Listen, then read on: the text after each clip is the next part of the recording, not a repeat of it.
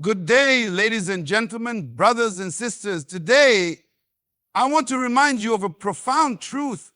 No matter how heavy your burdens, no matter how impossible your situation may seem, the God we serve is more than able to handle it. The Bible tells us in 1 Peter 5:7, cast all your anxieties on him because he cares for you. That's not just a suggestion, it's a command. God is saying, give it to me, I've got this. The first and most critical step to putting your situation in God's hands is recognizing his sovereignty. This means understanding and believing that God is in total control of everything. There is nothing in your life, past, present, or future that surprises him. He is the creator of all things, the Alpha and Omega, the beginning and the end. This truth alone should give us confidence that no matter how overwhelming our situation feels, God is fully aware and fully capable of handling it. When we talk about God's sovereignty, we're not just describing his power, but his wisdom and love as well. God doesn't just see your situation, he understands it. He knows the intricacies, the challenges, and the solutions better than you ever could.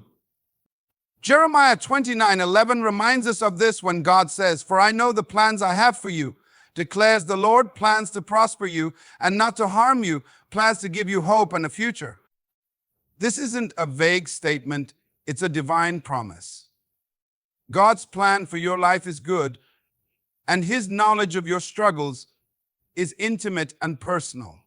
You see, when you realize that God is sovereign, your perspective begins to shift. Problems that once seemed insurmountable become opportunities for God to show his power. Challenges that felt like they would crush you become tools for God to refine you.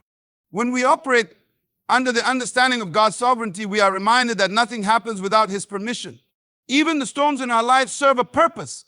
Think about the story of Joseph in the Bible. He was betrayed by his brothers, sold into slavery, and wrongly imprisoned. By all human standards, his life seemed unfair and hopeless. But Joseph understood something about God's sovereignty. In Genesis 50:20, he said to his brothers, "You intended to harm me, but God intended it for good to accomplish what is now being done, the saving of many lives." Joseph's story shows us that even when people or circumstances work against us, God is still in control, orchestrating everything for a greater purpose. This same truth applies to your life. Whatever situation you're facing right now, whether it's financial hardship, a health crisis, a broken relationship, or uncertainty about the future, God sees it. He knows exactly how to handle it, and he is already working behind the scenes to bring about the best possible outcome for you. But here's the key. You must trust his sovereignty. Trusting God means believing that he not only knows what's best, but that he will always act in your best interest. When you don't understand what's happening or why things are unfolding the way they are, it's tempting to question God. You might wonder if he sees your pain or cares about your struggles. But let me assure you, God is not blind to your tears and he is not deaf to your prayers. Psalm 56:8 says, "You keep track of all my sorrows. You have collected all my tears in your bottle. You have recorded each one in your book." This verse is a reminder that God's sovereignty is not cold or distant. It is compassionate and personal. One of the greatest challenges in recognizing God's sovereignty is learning to let go of the need to control everything. As humans, we like to feel in charge. We want to solve problems, fix situations, and manage outcomes. But when you truly understand that God is sovereign, you realize that control was never yours to begin with. God is the one who holds the universe together, not you. Letting go doesn't mean giving up. It means trusting that the one who created you knows exactly how to take care of you. Consider this: when a child trusts their parent, they don't question every decision the parent makes. They don't lie awake at night worrying about where their next meal will come from or whether they'll have clothes to wear.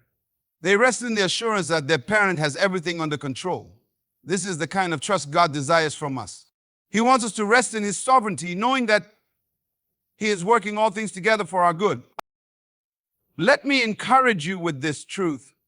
The God who created the heavens and the earth, who parted the Red Sea, who fed 5,000 with 5 loaves and 2 fish, that same God is in control of your life. There's no situation too complex, no problem too big, and no burden too heavy for him to handle. When you recognize his sovereignty, you can approach life's challenges with confidence, knowing that the God who spoke the universe into existence is the same God who is holding your situation in his hands. So today, take a deep breath and release your worries to him. Trust in his sovereignty. Trust that he sees you, loves you, and has a plan that is far greater than anything you could imagine. Put it in his hands and watch him handle your situation. Surrendering control is one of the most difficult yet liberating acts of faith we can undertake. As humans, we are naturally inclined to want to handle everything ourselves.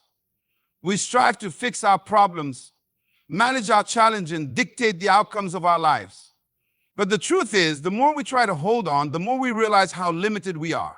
That is why God calls us to surrender, to let go of our need for control and allow him to take over. The Bible tells us in Proverbs 3:5-6, trust in the Lord with all your heart and lean not on your own understanding. In all your ways submit to him, and he will make your path straight. This passage reminds us that surrender is not a sign of weakness. It is an act of wisdom. It's about recognizing that our own understanding is limited, but God's wisdom is infinite. When we submit to him, we align ourselves with his perfect plan and open the door for him to work in ways we could never imagine. The problem is, many of us struggle to let go because we've been conditioned to believe that holding on is the only way to stay in control. We think if we stop worrying, planning, or overanalyzing, things will fall apart. But let me tell you this, true control is not in your hands, it's in God's. He is the one who holds the universe together, and he is more than capable of holding your life together as well.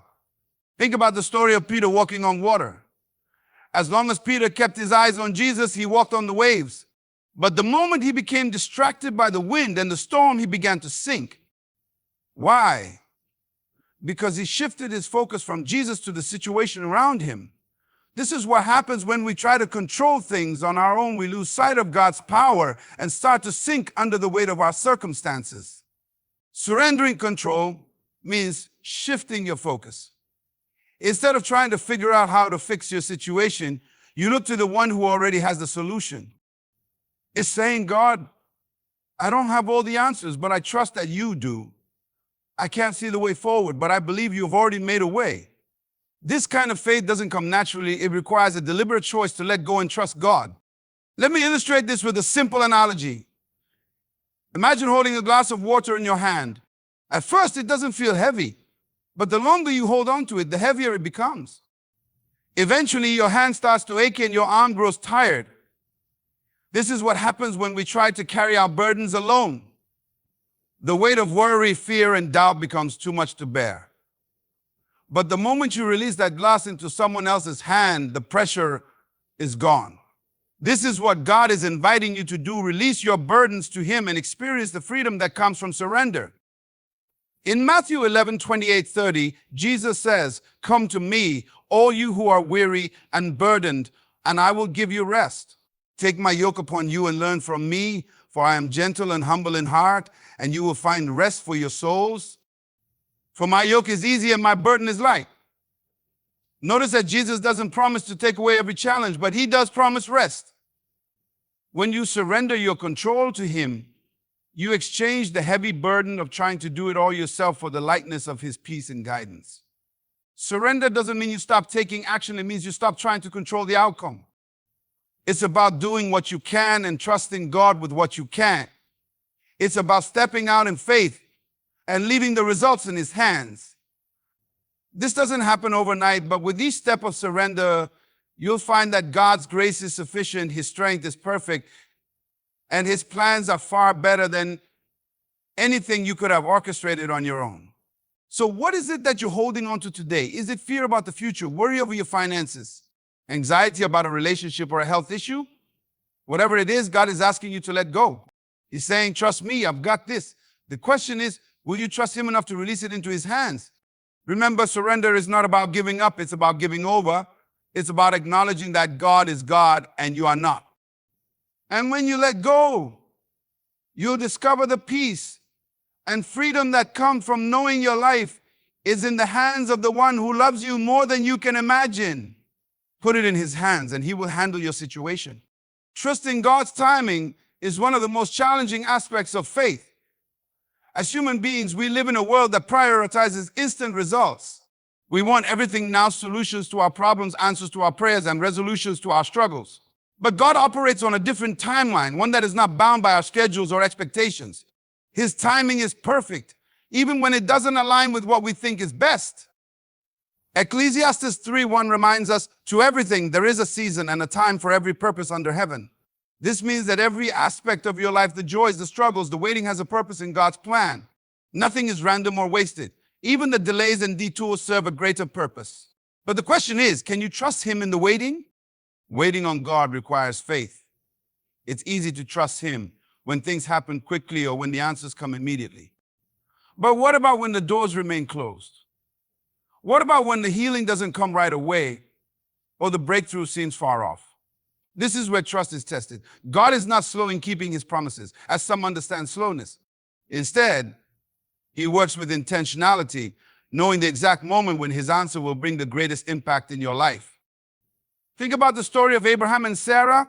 God promised them a child, yet they waited for years before Isaac was born. During that time, they struggled with doubt and even tried to take matters into their own hands. But God's timing was not delayed, it was deliberate. Isaac was born at the exact moment God had ordained, and through him, God's covenant was established. The waiting wasn't wasted, it was part of the process to grow their faith and reveal His power. We often feel tempted to take shortcuts when God's timing doesn't match our expectations. Like Abraham and Sarah, we might try to force things to happen on our own terms. But these shortcuts often lead to complications and unnecessary pain. When you trust God's timing, you acknowledge that His ways are higher than yours. Isaiah 55:8-9 says, "For my thoughts are not your thoughts, neither are your ways my ways, declares the Lord.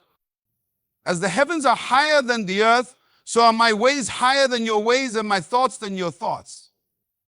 Trusting God's timing also means believing that His delays are not denials. Sometimes God allows us to wait because He is preparing something far greater than what we can see.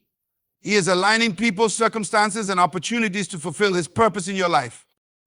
What feels like a delay to you might be God protecting you from something that isn't right for you or preparing you for something even better. Let's consider the story of Lazarus.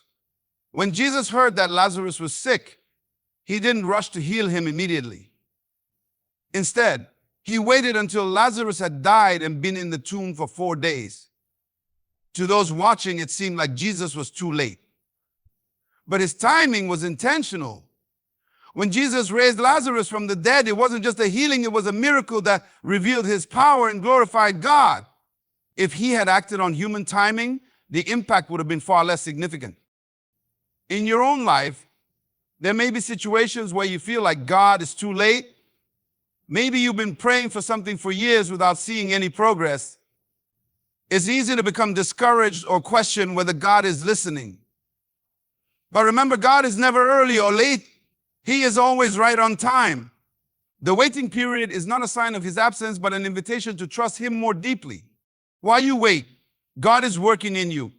Waiting builds character, strengthens faith, and deepens your dependence on Him. James 1:3-4 tells us, "The testing of your faith produces perseverance. Let perseverance finish its work so that you may be mature and complete, not lacking anything." The waiting season is not wasted. It's where God prepares you for what's next. Trusting God's timing doesn't mean you sit back and do nothing. It means you continue to pray, seek His guidance, and take the steps He leads you to take, all while leaving the results in His hands. It's about living with expectation, knowing that God's promises are true and that He will fulfill them in His perfect time. So whatever you're waiting for today, a breakthrough, a healing, a restoration, don't lose heart. God's timing is always worth the wait. His plans are not just good, they are perfect. Put it in His hands and He will handle your situation. Faith is the currency of the kingdom of God, and activating your faith is essential when you put your situation in His hands. Faith isn't just a passive belief or an abstract concept. It's an active trust in God, a confident expectation that He will do what He has promised, even when you can't see the outcome yet. Hebrews 11:1 says, "Faith is the substance of things hoped for, the evidence of things not seen." This means that faith is tangible. It's the evidence that what you hope for is already on its way, even before it manifests in the natural realm. When you put your situation in God's hands, you have to activate your faith by trusting Him completely. It's not enough to say, God, I give this to you, while still holding on to doubt in your heart. Faith requires action. It's stepping out in obedience even when the path ahead seems unclear. It's believing that God is working behind the scenes even when there's no visible evidence of progress. Faith is not dependent on what you see. It's rooted in who God is and what He has promised. One of the greatest examples of activated faith is found in the story of the woman with the issue of blood. For 12 years, she suffered from a condition that no doctor could heal. She had exhausted all her resources, but nothing worked. Yet, when she heard that Jesus was passing through her town, she activated her faith. She said to herself, if I can just touch the hem of His garment, I will be healed. Her faith wasn't just a thought or a hope, it was a conviction that led her to act. Despite the crowd, despite her weakness, she pressed through until she reached Jesus. And when she touched His garment, she was instantly healed. This story reminds us that faith isn't passive, it's persistent. It's not sitting back and waiting for God to do everything. It's reaching out in trust and expectation. Sometimes activating your faith means stepping out of your comfort zone. It means doing something that doesn't make sense in the natural because you believe God is leading you. It's taking that job opportunity, starting that ministry, or having that difficult conversation because you trust that God is guiding you all. Resting in God's promises is the culmination of putting your situation in His hands. It is the quiet confidence that comes from knowing that God is faithful, that His word is true, and that He will fulfill what He has spoken. This rest is not passive, it is an active state of peace that flows from trust. When you truly rest in God's promise, you stop striving and start living in the assurance that God is in control and His plans for you are good. Jesus Himself invites us into this rest in Matthew 11:28-30, saying, come to me, all you who are weary and burdened, and I will give you rest. Take my yoke upon you and learn from me, for I am gentle and humble in heart, and you will find rest for your souls. For my yoke is easy and my burden is light. This promise is profound because it acknowledges the reality of burdens while offering the solution resting in Him. The rest Jesus gives is not about escaping life's challenges, but about facing them with the assurance that He is walking beside you and carrying the weight you were never meant to bear. Resting in God's promise begins with believing His word. Scripture is filled with God's promises to His people, promises of provision, protection, healing, and restoration. These promises are not empty words, they are declarations of His character and His commitment to us. Numbers 23:19 says, God is not human that He should lie, not a human being that He should change His mind. Does He speak and then not act? Does He promise and not fulfill? When you know that God cannot lie, you can rest in the certainty that what He has spoken over your life will come to pass. But resting in His promise also means letting go of your own timeline and expectations. Often we struggle to rest because we want things to happen according to our plans. We want immediate answers and instant resolutions. But God's ways are higher than ours, and His timing is perfect. Isaiah 40:31 reminds us, but those who hope in the Lord will renew their strength. They will soar on wings like eagles. They will run and not grow weary. They will walk and not be faint. When you place your hope in God, you find the strength to keep going, even when the journey feels long. Consider the story of the Israelites as they wandered in the wilderness. God promised them a land flowing with milk and honey, but it took years before they entered it. During that time, they experienced tests and challenges designed to deepen their dependence on God. Those who rested in His promise found strength to persevere, while those who doubted missed out on His blessing. Resting in God's promise doesn't mean you won't face difficulties. It means those difficulties won't overwhelm you because you trust in the outcome God has already declared. Another aspect of resting in God's promise is surrendering the how to Him. Many times we try to figure out how God will fulfill His promises. We analyze, strategize, and worry about the details, but the how is not your responsibility, it's God's. Your job is to believe, trust, and obey. Think about the story of Joshua and the Battle of Jericho. God's promise to Joshua was clear: Jericho would fall. But the method God chose, marching around the city for 7 days and shouting, didn't make sense in human terms. Yet Joshua and the Israelites obeyed, resting in the promise that God would deliver the city into their hands. And He did. Resting in God's promise also brings peace. Philippians 4:6-7 says, "Do not be anxious about anything, but in every situation, by prayer and petition, with thanksgiving, present your requests to God. And the peace of God, which transcends all understanding, will guard your hearts and your minds in Christ Jesus."